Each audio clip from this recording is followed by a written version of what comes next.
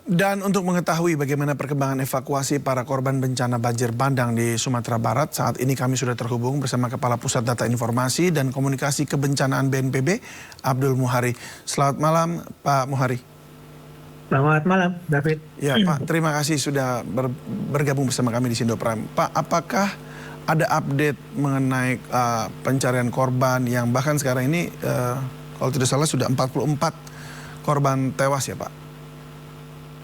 Ya, 44 jiwa korban meninggal dunia ini merupakan data kita per pukul 13 siang tadi ya. Dan baru saja kami di-update dari daerah melalui laporan Pusdalop bahwa pada penutupan pencarian sore hari ini itu data korban jiwa yang dikirimkan ke kita sudah 50 orang meninggal dunia, Mas David. 50 dan orang ya, Pak? 50 orang dan 27 orang yang menjadi daftar pencarian. Kenapa kemudian daftar pencarian orang ini bertambah? Tadi per pukul 13.00 itu total jiwa yang dilaporkan hilang yang masuk dalam daftar pencarian dari Basarnas itu sekitar 15. 12 dari Tanah Datar, 3 dari Agam. Kemudian ini berkembang karena laporan masyarakat ternyata masih masuk ya, artinya cukup banyak kemudian keluarga-keluarga yang melaporkan bahwa belum ada kabar dari keluarga mereka. Tidak hanya yang warga yang berada di daerah terdampak, tetapi juga warga yang dalam perjalanan ya. Artinya bukan warga yang berdomisili di daerah terdampak, tetapi mungkin melewati kawasan terdampak. Ini kemudian membuat jumlah jiwa yang masuk dalam data pencarian menjadi bertambah. Adapun distribusi dari 50 jiwa meninggal dunia ini itu dari Kabupaten Agam itu 20 jiwa meninggal dunia, tadi sebelumnya 19 ditemukan 1, kemudian masih ada 3 jiwa yang dalam pencarian. Di Kabupaten Agam tidak berubah jumlah korban hilangnya, hanya yang meninggal dunia bertambah ditemukan 1 yang tidak termasuk dalam 3 jiwa yang masuk dalam daftar pencarian, jadi masih tetap 3 orang yang masih hilang. Kemudian pada Panjang itu 2 jiwa meninggal dunia, Tanah Datar itu 19 jiwa meninggal dunia. Jam 1 tadi itu masih 14, sudah ditemukan 5 jasad lagi yang saat ini masih diidentifikasi. Kemudian ada penambahan tadi yang saya sampaikan, penambahan korban hilang. Jadi ada 24 jiwa yang dilaporkan hilang. Jadi ditambah yang Agam 3 menjadi 27 jiwa yang hilang secara total. Padang Pariaman masih tetap 8 jiwa dan Kota Padang masih tetap 1 jiwa. Mas David. Iya, untuk mereka yang kemudian hilang yang masih dicari ini, apakah memang ini dicari dalam reruntuhan atau maksud saya dalam timbunan tanah atau mungkin rendam begitu, atau dicari dalam arti secara komunikasinya, alat komunikasi yang mereka bawa, apakah mereka mungkin sudah menyelamatkan diri di mana begitu?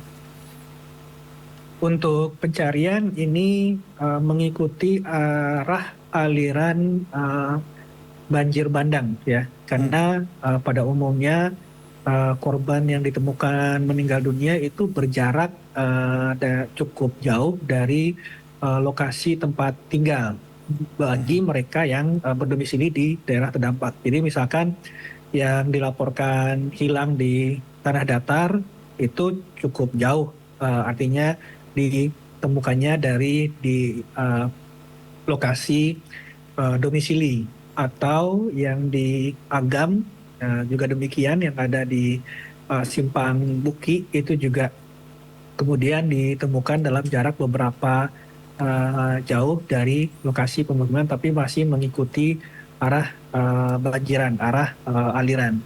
Karena memang seperti yang kita ketahui, kita lihat bersama di video-video amatir yang cukup banyak beredar di media sosial, bahwa aliran sangat deras ya, dan itu menghantam kanap posisi waktu kejadian itu adalah jam 9 sampai jam 10 malam, pada posisi itu tentu saja warga masih ada di rumah dan kemudian terbawa hanyut oleh aliran baik itu banjir bandang maupun banjir lahar hujan, Mas David. Baik, bagaimana dengan warga yang kemudian menjadi korban atau terdampak, tetapi maksudnya mereka selamat begitu? Di mana mereka sekarang? Apakah sudah kembali ke rumah atau masih di tempat pengungsian?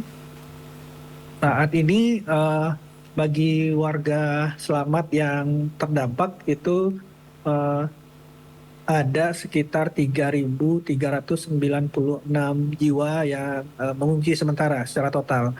Ini rinciannya ada 1.159 jiwa di Agam dan ada 2.039 jiwa di Tanah Datar dan 198 jiwa di Padang Panjang.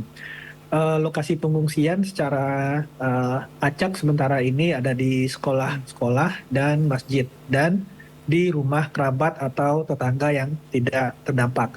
Tetapi terus kita data di titik-titik pengungsian ini agar kita bisa memberikan dukungan logistik yang sebagaimana mestinya, Mas David. Baik, untuk proses pencarian sendiri akan dilakukan sampai kapan begitu, Pak? Biasanya dalam konteks bencana seperti ini kita akan membuka 7 hari pertama, jadi 7 kali 24 jam pertama. Kemudian akan dievaluasi jika masih ada korban hilang yang belum diketemukan, maka kita akan berdiskusi dengan keluarga dari korban hilang tersebut. Sekiranya masih meminta upaya pencarian diteruskan, maka tim pencari akan melakukan perpanjangan waktu biasanya 2 kali 3 kali 24 jam.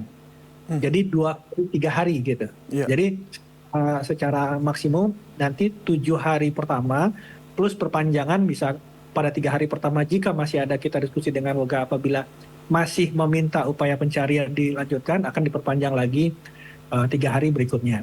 Nah, jika selama fase 2 kali perpanjangan ini nantinya seandainya korban hilang yang disebutkan tersebut tidak ditemukan, maka biasanya kita akan meminta kerelaan keluarga untuk mengikhlaskan itu dengan disebut sebagai kemudian korban jiwa hilang, Mas David.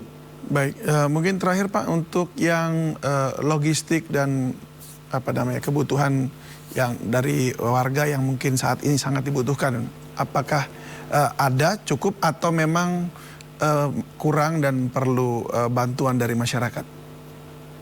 Untuk sementara siang tadi Kepala BNPB sudah langsung memimpin rakor pengendalian tanggap darurat banjir Sumatera Barat. Dan sementara karena daerah terdampak ini scatter, artinya tidak merusak keseluruhan bagian kota.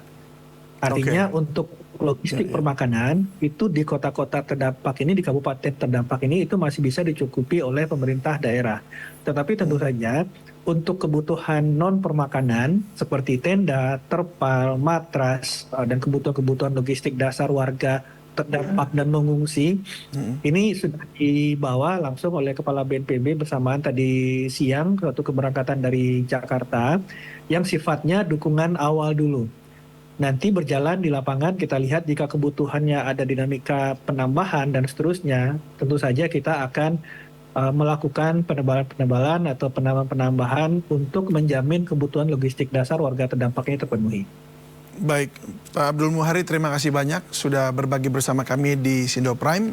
Selamat bertugas juga Pak, sukses untuk bisa menolong, membantu masyarakat di sana. Selamat malam. Terima kasih. Selamat malam.